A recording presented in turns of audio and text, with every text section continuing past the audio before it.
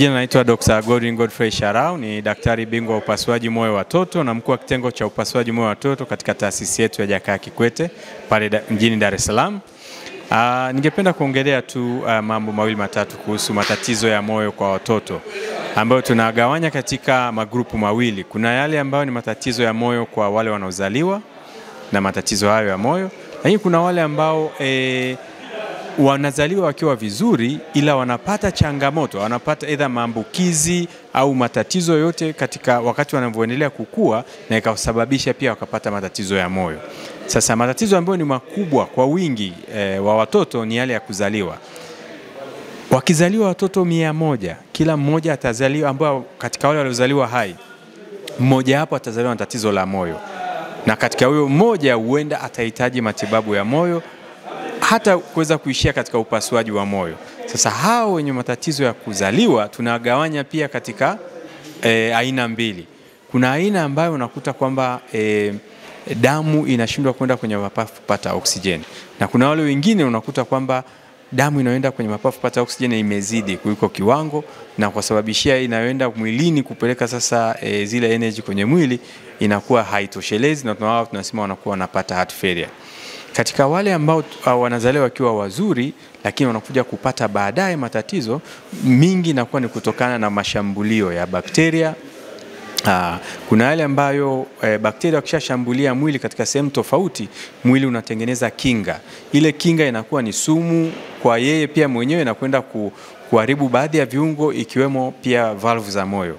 Lakini kuna nyingine ambayo unakuta bakteria moja kwa moja wanaenda wanavamia ile sehemu ya valve na kuziharibu na kuzitafuna au vyumba vya moyo. Lakini pia kuna wale ambao wanapata matatizo ya moyo kutokana na kupata vitu kama ajali, labda amejichoma na kitu, pigwa risasi, ajali ya gari na vitu vingine kama hivyo. Kwa hiyo kwa ufupi hiyo ndio matatizo ya moyo. Lakini huduma zetu pale Jakaya Kikwete tunatoa huduma zote, upasuaji wa moyo, lakini sio tu hivyo tu.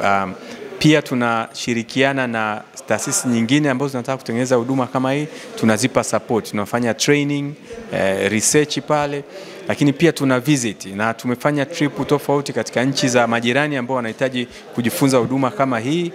Nchini Zambia, Malawi, tumeshaenda pia Rwanda, Mauritius, na pia sasa hivi kama ilivyokuwa imesemwa katika kikao cha leo pia mwenzetu Captain Toure alileta timu yake pale Jakaya Kikwete kuja kujifunza mfumo wetu wa matibabu ya moyo na kuweza kuangalia jinsi ambao wanaweza kutengeneza huduma kama hiyo.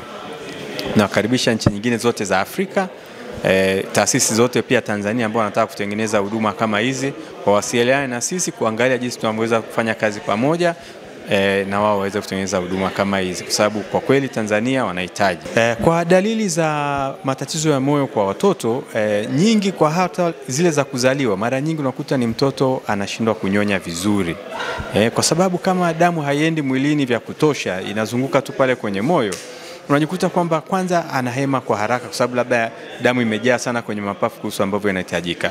Lakini kwa sababu ni chache inaenda kwenye mwili, anakuwa hana nguvu. Kwa wakati ananyonya tu kidogo anachoka anaachia, ananyonya kidogo anachoka anaachia. Na hii yote inasababisha kwamba mtoto anaanza kupoteza afya. Haongezeki uzito, anazidi kukonda na vitu kama hivyo. Lakini kwa wale ambao damu inakuwa haiendi ya kutosha kwenye mapafu kupata oxygen, basi wanazaliwa wanakuwa kwamba na rangi nyeusi. Hasa kama wakati mtoto anataka kufanya kitu chochote, tunamwona rangi yake inabadilika, inakuwa nyeusi kwenye sehemu za chini ya ulimi, kwenye chini ya kucha. Hii inaonyesha kwamba ni damu ambayo haijapata oksijeni, pia imerudi mwilini.